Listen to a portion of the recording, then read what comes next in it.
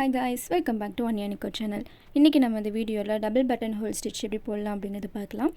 Single button whole ஸ்டிட்ச்ல வந்து நம்ம ரெண்டு லைன் போட்டு நம்ம ஸ்டிச்சிங் வந்து ஸ்டார்ட் பண்ணனும். ஆனா டபுள் பட்டன் ஹோல் ஸ்டிட்ச்ல வந்து நம்ம மூணு லைன் போட்டுக்கணும். இந்த மாதிரி மூணு லைன் போட்டதுக்கு அப்புறம் நடுவுல இருக்க லைன்ல வந்து நம்ம ஸ்டிச்சிங் வந்து ஸ்டார்ட் பண்ணனும். நடுவுல இருக்க லைன்ல இருந்து மேல இருக்க லைனுக்கு வந்துட்டு செயின் ஸ்டிட்ச் நார்மலா எப்படி போடுவோமோ அந்த மாதிரி நார்மலா செயின் ஸ்டிட்ச் போட்டுக்கோங்க. போட்டுட்டு பேக் சைடு அப்படியே வந்து த்ரெட் இழுக்கும்போது என்ன ஆகும் அப்படினா நம்ம வந்து ஸ்டார்ட் பண்ணோம் இல்லையா அந்த இடத்துல வந்துட்டு டைட் ஆயிடும் த்ரெட். அதுக்கு பக்கத்துலயே வந்துட்டு குட்டியா ஒரு லாக் போட்டுட்டு கீழ வந்துட்டு அந்த சென்டர் லைனுக்கு கீழ வந்து நம்ம வந்து த்ரெட் கீழ கொண்டு வந்துறலாம். நம்ம வந்து பட்டன் ஹோல் ஸ்டிட்ச்ல வந்து நம்ம சைடுல வந்து த்ரெட் கொண்டு போணும்.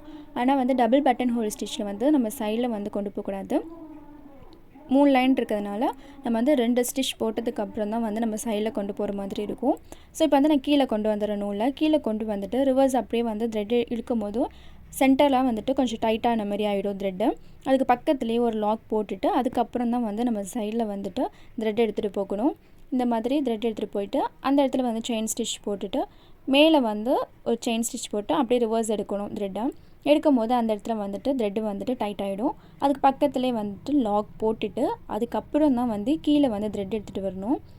த்ரெட் எடுத்துட்டு வந்துட்டு இந்த மாதிரி செயின் ஸ்டிட்ச் போட்டு அப்படியே ரிவர்ஸ் எடுக்கும்போது சென்டரா வந்துட்டு லாக் ஆயிடும். லாக் ஆனதுக்கு அப்புறம் ஒரு சேஃப்டிக்கு பக்கத்துலயே வந்துட்டு ஒரு லாக் போட்டுட்டு அதுக்கு அப்புறம் சைடுல வந்து நம்ம த்ரெட் எடுத்துட்டு போய்ட்டு ஸ்டிட்ச் பண்ணனும். சோ நம்ம பட்டன் ஹோல் ஸ்டிட்ச் எப்படி போட்டோமோ அதே மாதிரி தான் டபுள் பட்டன் ஹோல் ஸ்டிட்ச். அதுல வந்து நம்ம ஒரு ரெண்டு லைன் வச்சு யூஸ் பண்றதுனால வந்து நமக்கு அதோடயே முடிஞ்சிரும். ரெண்டு லைனோட முடிஞ்சிரும். இங்க மூணு லைன் போடுறதுனால வந்துட்டு அதே ப்ரொசீஜர் தான் கீழேயுமே நமக்கு வரும். இப்போ பாருங்க நான் இப்போ கீழ வந்து செயின் ஸ்டிட்ச் போறேனா தேர்ட் லைன்ல போட்டுட்டு செகண்ட் லைனுக்கு இருக்கும்போது செகண்ட் லைன்ல வந்துட்டு அந்த இடத்துல வந்துட்டு லாக் ஆயிடும் த்ரெட். ஆனதுக்கு அப்புறம் பக்கத்துலயே வந்துட்டு சேஃப்டிக்கு ஒரு லாக் போட்டுட்டு அதுக்கு அப்புறம் வந்து த்ரெட் வந்து என்ன பண்றேன் அப்படினா மேலே கொண்டு போறேன். மேலே கொண்டு போய்ட்டு செயின் ஸ்டிட்ச் எப்படி போடுறோமோ அந்த மாதிரி செயின் ஸ்டிட்ச் போட்டு ரிவர்ஸ் அப்படியே வந்து பேக் சைடு வந்து த்ரெட் எடுக்கும்போது செகண்ட் லைன்ல வந்து நமக்கு வந்து நூல் வந்துட்டு டைட் ஆயிடும். டைட் ஆனதுக்கு அப்புறம் பக்கத்துலயே வந்து ஒரு லாக் போட்டுட்டு அதுக்கு அப்புறம் தேர்ட் லைனுக்கு நான் கொண்டு வந்து செயின் ஸ்டிட்ச் போட்டுட்டு ரிவர்ஸ் அப்படியே எடுக்கிறேன். ரிவர்ஸ் வந்து செகண்ட் லைன் எடுக்கிறேன். செகண்ட் லைன் எடுக்கும்போது செகண்ட் லைன்ல வந்து நமக்கு வந்து லாக் ஆயிடும். அது பக்கத்துலயே ஒரு லாக் போட்டுட்டு அதுக்கு அப்புறம் சைடுல வந்து நான் ஸ்டிட்ச் பண்றேன்.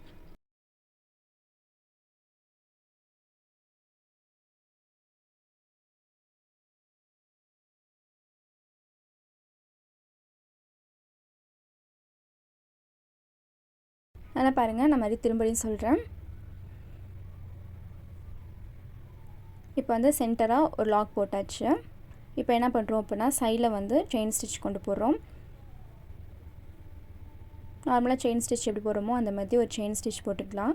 போட்டுட்டு மேலே வந்து ஃபர்ஸ்ட் லைனுக்கு வந்துட்டு ஒரு செயின் ஸ்டிட்ச் போடுறோம்.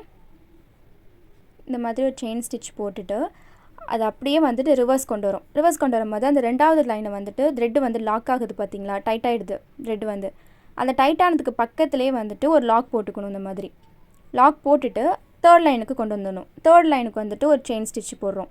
செயின் ஸ்டிட்ச் போட்டுட்டு லாக் எதுவுமே போடாம அப்படியே த்ரெட் என்ன பண்றேன் அப்படினா இங்க பாருங்க செயின் ஸ்டிட்ச் போடுறேன். போட்டுட்டு பக்கத்துல லாக் எதுவுமே போடாம அப்படியே ரிவர்ஸ் எடுக்கிறேன். செகண்ட் லைனுக்கு ரிவர்ஸ் எடுக்கும்போது அந்த இடத்துல டைட் ஆயிடுதா அதுக்கு பக்கத்துலயே வந்து நான் என்ன பண்றேன் அப்படினா ஒரு லாக் போட்டுட்டு அது அப்படியே த்ரெட் வந்து சைடுல கொண்டு போயிரேன் நான். ரொம்ப சிம்பிள் தான். நீங்க போட்டு பாருங்க. பாக்கும்போது என்ன இவ்ளோ ஸ்டிச்சஸ் போடுற மாதிரி இருக்கு. இவ்ளோ நாட் போடுற மாதிரி இருக்கு. ரொம்ப கஷ்டமா இருக்குமே அப்படினு தோணும். ஆனா வந்து நீங்க போட்டு பாத்தீங்க அப்படினா உங்களுக்கு ஈஸியா வர ஆரம்பிச்சிரும். டபுள் பட்டன் ஹோல் ஸ்டிட்ச் போடும்போது என்ன பண்ணுறீங்க அப்படின்னா மூணு லைன் போட்டதுக்கு அப்புறம் கரெக்டான மெஷர்மெண்ட் வச்சு கரெக்டாக சென்டரில் வந்து நீங்கள் வந்து லைன் போட்டுக்கோங்க. லைன் போட்டுட்டு அதுக்கப்புறம் நீங்கள் ஸ்டிச் பண்ண ஆரம்பிங்க. லைன் போடாமல் போடும்போது என்ன ஆகும் அப்படின்னா ஒன்று பெருசும் ஒன்று சின்னதாக இருக்கும். அதுவே மெஷர்மெண்ட் வச்சு நீங்கள் போட்டிங்க அப்படின்னா எல்லாமே சேம் சைஸில் நீட்டாக இருக்கும் பார்க்குறதுக்கு.